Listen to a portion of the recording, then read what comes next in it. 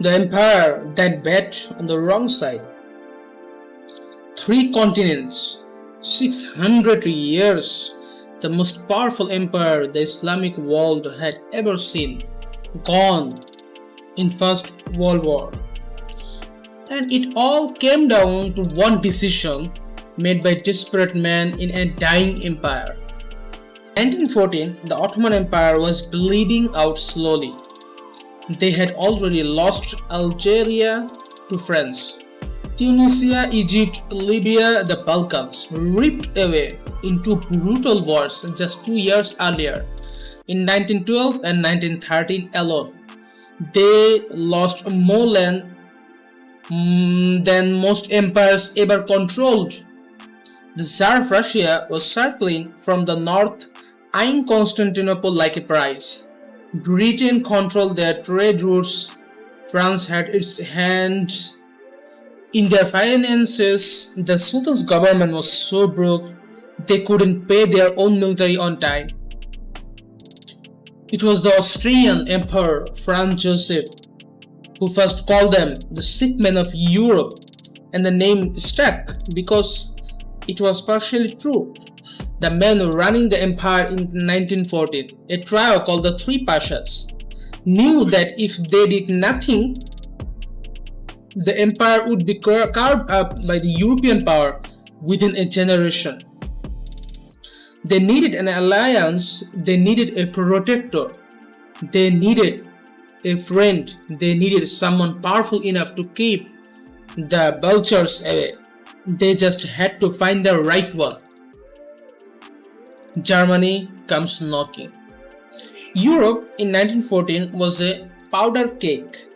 Two massive alliances were forming, the triple intent on one side, Britain, France, Russia, and the Central Powers on the other, Germany and Austria-Hungary.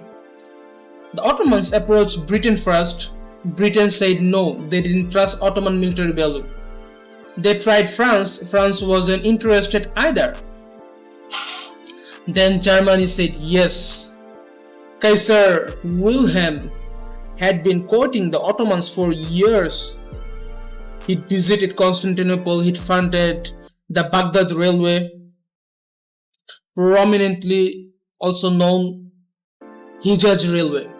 He sent military advisors, including a general named Limon von Sanders, to modernize the Ottoman army. Germany wanted access to the Middle East. They wanted a Muslim empire to threaten British India and Russian territory in Central Asia. They wanted the Ottomans to stretch the intended thin. And the Ottomans, they saw a powerful modern industrial military machine and they thought this was how we survive. In August 1914, they signed a secret alliance. They had picked their side. The moves that made it irreversible. Here's where it gets wild, because the Ottomans didn't even formally enter the war immediately. 4 months they stalled, talking German money, rearming, playing both sides.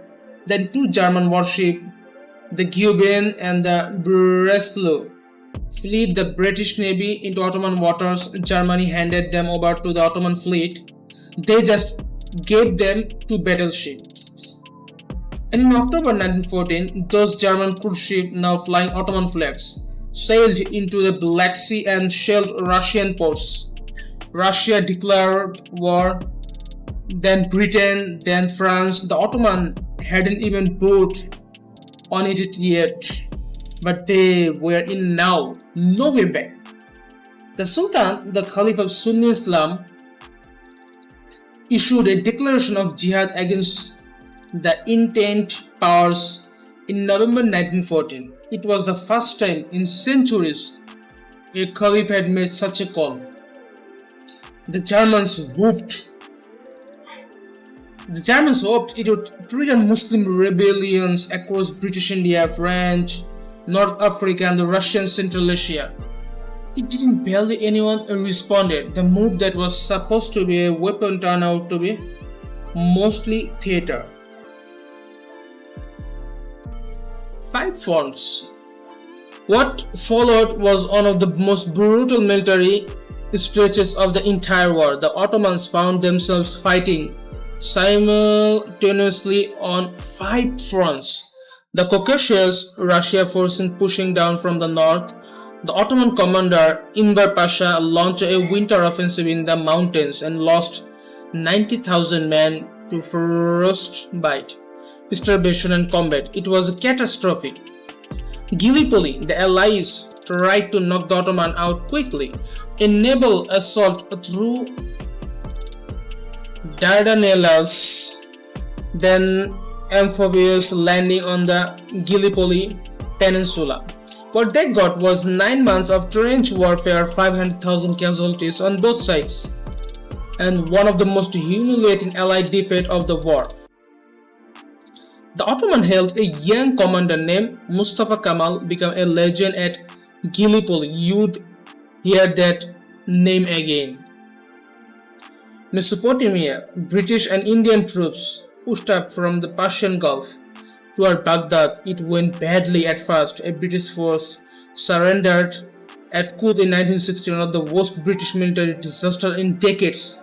But the British regrouped and took Baghdad in 1917. Sinai and Palestine. The Ottoman force tried to cross the Sinai Desert and cut the Suez Canal.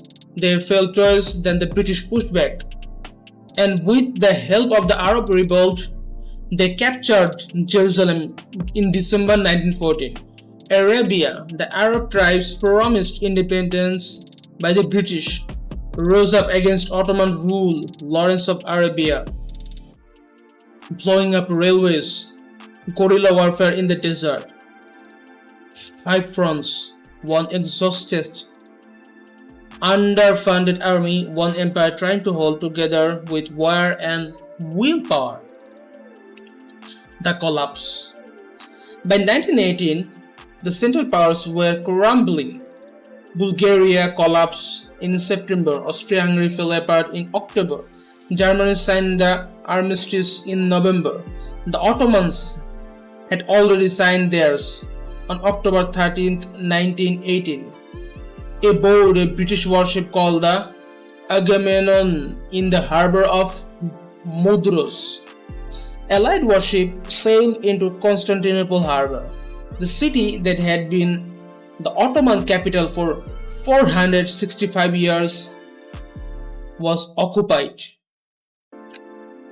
The empire was carved up by the Treaty of Sebesses. France took Syria, Britain took Iraq and Palestine. Greece was given chunks of Anatolia. Armenia was promised independence. The Ottomans were left with a rump state stripped of everything. 600 years of empire just gone. The twist. But here's where history gets complicated. The man who became a hero at Gallipoli, Mustafa Kemal, refused to accept the peace terms. He organized a resistance movement in the Anatolian interior. He fought the Greeks, the Armenians, the French. Anyone tried to enforce the treaty, he burned the old order down. And in 1923, from the ashes of the Ottoman Empire, he created something new, the Republic of Turkey. He abolished the Khilafat, an institution that had existed for over 1,000 years. He changed the alphabet, Arabic to Latin, the legal system, the calendar, the clothing. The empire didn't just die, it was deliberately dismantled by its own general and replaced with something completely different. The border you see across the Middle East today, most of them were drawn in the aftermath of this decision. The conflict is still playing out across Syria, Iraq, Palestine, Lebanon, Yemen. They all trace back in some way to what was decided in 1914 and what was carved up in 1918. One alliance, one desperate choice, 600 years erased. The lesson the Ottoman leadership never learned until it was too late. Desperation doesn't make alliance, it makes traps. The empire that served the Mongols, the Crusade, and 2 centuries of European pressure fell because it chose the wrong friend in the wrong war. Thanks for watching this video.